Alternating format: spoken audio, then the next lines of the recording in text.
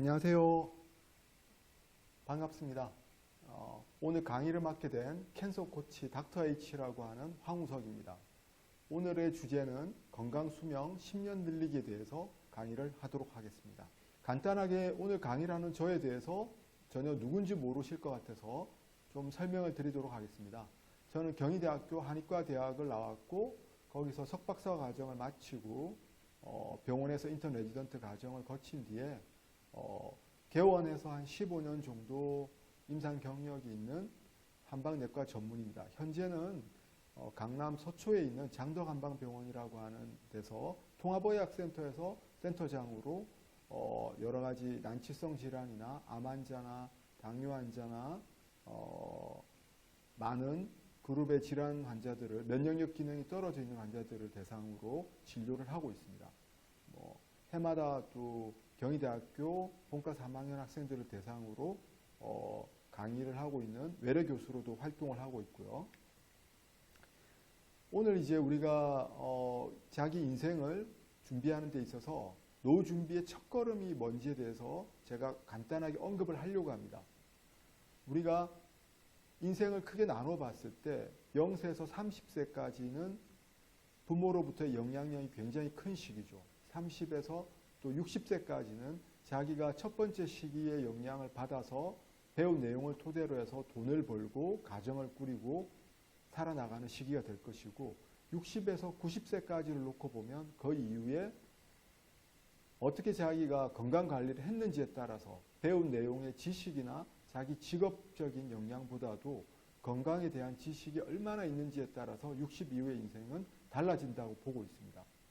노후 준비의 첫걸음은 그래서 배움이라고 생각을 하고 있고요.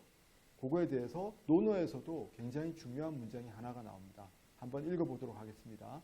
자왈 오상종일불식하고 종야불침하여 이사하니 무익이라 불여하기하루라라고 하는 논어 위령공편에 나오는 구절이 있죠. 공자가 일찍이 말하기를 내가 일찍이 하루 종일 밥도 안 먹고 밤새 잠도 안 자면서 생각을 해보니 이득이 없더라. 배우는 것만 갖지 못하더라라고 하는 문장입니다. 즉 어느 정도 우리가 50이나 60에서 자기 노후를 준비하는 사람들 입장에서 보면 인생 커리어 전체로 보더라도 어느 정도 자기 분야에서 정점을 찍었던 과거가 있거나 자기 직장, 가족 내에서 자기에게 잔소리를 할 사람은 거의 없는 사람들이 대부분일 겁니다. 오히려 잔소리를 할 위치에 있게 되죠. 따라서 뭔가를 새롭게 배우고 자기가 잘못된 생활 습관이 있을 때 그런 것들을 교정해 줄 그런 기회를 얻기가 굉장히 어려워지죠. 하지만 오늘 이런 교육을 통해서 자기가 잘못 알고 있던 건강에 대한 고정관념이나 이런 것들을 조금 바꿔나간다면 노후 준비에서 굉장히 의미 있는 시간이 될 거라고 생각이 됩니다. 영원한 젊음, forever young에 대한 욕망은 동서고금을 막론하고 우리가 늘 가지고 있겠죠. 돈과 권력과 명예를 가지고 나면 영원한 삶에 대한 욕구를 안 생길 수가 없겠죠. 그럼 제가 여러분들에게 하나 물어보고 싶은 질문이 있어요. 도대체 몇 살까지 살고 싶은가? 이 욕망을 분명하게 여러분들이 지금 모니터 앞에서 대답을 한번 해보실 필요가 있습니다. 제 귀에 소리가 들리는 것 같은데 어떤 분은 지금 70이라고 대답하신 분이 계시고 어떤 분은 80, 어떤 분은 99세, 어떤 분은 120. 굉장히 다양한 욕구가 있죠. 자, 우리가 자제분들을 키워보면 소위 말하는 스카이 대학을 들어가는 비율이 한 2% 정도로 지금 알려져 있는데 그 스카이 대학에 근접한 대학을 보내기 위해서 초등학교 때부터 고등학교 한 12년 이상, 유치원 때까지 치면 한 14년 정도를 교육에 굉장히 많은 시간과 돈과 노력을 할애를 하고 있지 않습니까? 그런데 자제분이 초등학교 때 벌써 자기는 굳이 뭐 좋은 대학을 가기 싫다라고 자기는 공부에 관심이 없다거나 이렇게 해버리면 많은 부모님들이 맥이 빠질 수 있을 거예요. 마찬가지입니다. 우리가 건강과 관련된 제대로 된 어떤 선택을 하기 위해서는 오히려 내가 몇 살까지 건강하게 살고 싶은지 욕심을 분명하게 할 필요가 있죠. 그냥 평균 수명이 남자 79세, 여자 85세인데 지금 대답하신 분이 저는 환갑 때까지만 살면 돼요 라고 하면 뭔가 새로운 지식을 배울 필요가 없겠죠. 조선시대 왕들의 우리가 수명을 살펴보면 일반적인 일반인들의 평균 수명이 24세에서 35세로 추정이 되고 있어요. 그렇지만 왕의 평균 수명은 47세가 됩니다. 조선시대 굉장히 많은 왕들 중에서 1위를 찍은 분은 영조로 83세를 찍었습니다. 2위는 태조 이성계죠.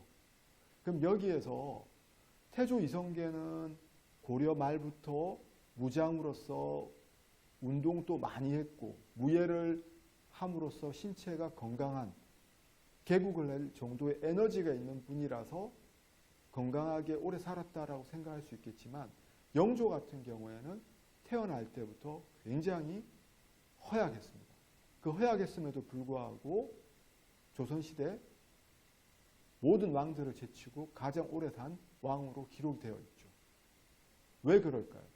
결국은 우리가 이런 걸 보더라도 어떻게 건강을 관리하느냐, 어떻게 노력하느냐에 따라서 같은 조선시대의 평균 수명과 왕의 평균 수명이 굉장히 낮음에도 불구하고 길게 살 수 있다는 것 영조가 보여주고 있죠.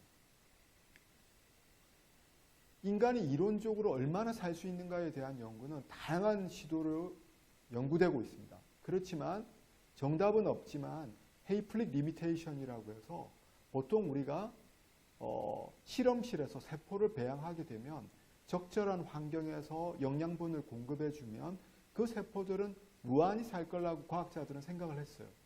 근데 사실 실험실에서 배양을 해보니 그러지가 못하더라는 거죠. 보통 50회 정도 세대가 거치게 되면 좋은 조건으로 배양을 시켜줌에도 불구하고 그 세포들이 죽더라는 걸 통해서 한 세포가 분열을 50회 정도 하면 더 이상 생존하기 힘들구나라는 걸 통해서 우리 인간이 어느 정도 살 수 있을지 예측을 해보면 125세 정도로 나온다고 알려져 있습니다. 2015년도에 유엔이 우리의 인생에 대해서 나이에 대해서 노화 과정을 5단계로 새롭게 분류를 했어요. 이 새로운 분류를 보게 되면 굉장히 흥미로운데요. 미성년자는 0세에서 17세로 뭐 비슷하게 알려져 있지만 우리가 청년으로 부르는 시기가 18세에서 65세로 굉장히 늘어났습니다. 중년이 66세에서 79세예요. 지금 이 방송을 보고 계신 노후 준비를 생각하고 있는 40, 50, 60 세대들은 거의 청년으로 분류가 되겠죠. 새로운 유엔의 분류에 의하면. 노년으로 보는 게 80세에서 99세입니다. 100세 이후를 우리가 장수 노인으로 보고 있죠. 그래서 과거에 비해서 자기 현재 나이에 곱하기 0.7 정도를 한 게 새로운 나이 분류라고 생각을 하면 거의 맞을 거예요. 본인이 만약에 60세라면 곱하기 0.7을 하면 과거로 내치면 한 42세 정도에 되겠구나. 이런 느낌으로 살아가신다면 내가 지금 나이가 많아서 뭔가 새롭게 배우고 뭔가 새로운 시도를 한다라고 하는 게 거부 반응이 있는 분들은 자기 나이에 곱하기 0.7을 해보십시오. 그러면 이 시기의 전환이 분명히 생길 겁니다. 국내 100세 이상 노인이 얼마나 되는지를 한번 살펴보면 2000년도에는 한 900명 정도에 불과했어요. 10년 정도 지나서 2010년도가 되니까 1800명 정도가 됐죠. 2017년도 통계를 보면 또 2배 이상 늘어서 3908명입니다. 그 중에 65세 인구가 우리가 2017년도에 712만 명으로 전체 인구의 14.2%로 우리가 2017년도에 고령 사회로 진입을 하게 돼요. 그럼 그 65세 이상 인구 중에 100세 이상 노인은 얼마나 되는지를 보면 0.05%입니다. 1만 명 중에 5명 정도에 불과한다라는 거죠. 물론 2030년에는 100세 이상 노인이 1만 명을 장수 노인이 1만 명을 넘을 걸로 예상이 되고 있습니다. 그렇지만 현 상황을 살펴보면 100세 이상 노인이 많은 우리가 호모 헌드레드라고 얘기를 하지만 실질적으로는 0.01% 정도에 불과하다라는 거죠. 1만 명 중에 5명 정도라고 했지만 제가 진료를 해보면 그 중에 요양병원에 있거나 치매나 자기가 뇌졸중으로 인해서 와상으로 전혀 움직이지 못하는 분들을 제외하고 나면 아주 건강한 분은 1만 명 중에 1명 정도에 불과합니다. 당연히 한 해에 태어나는 지금 우리 사회에서 베이비 부머라고 할 때 58년도 개띠나 70년 개띠나 71년 돼지띠나 72년 쥐띠가 우리나라에서 100만 명을 넘은 세대로 제일 많은 걸로 알려져 있어요. 그 100만 명 중에 지금 현재 통계를 감안해 보면 10,000명 중에 1명이라면 한 100명에서 많이 잡아서 500명 정도가 건강하게 100세를 즐길 수 있다는 결론에 도달하게 되겠죠. 즉 서울대 들어가기보다 엄청나게 힘들다는 얘기가 됩니다. 그런데 스카이 보내기 위해서도 요즘 14년 이상은 어릴 때부터 그렇게 공을 들이는데 과연 여러분들이 100세 시대에 건강을 위해서 얼마나 노력하는지 가슴에 손을 얹고 한번 생각해 볼 필요가 있겠죠. 자, 그럼 여기에서 우리가 새로운 내용을 받아들이기 위해선 도대체 왜 노화의 기전이 뭔지에 대해서 한번 고민해 볼 필요가 있습니다. 뭔가 알아야 제대로 된 솔루션이 나오겠죠.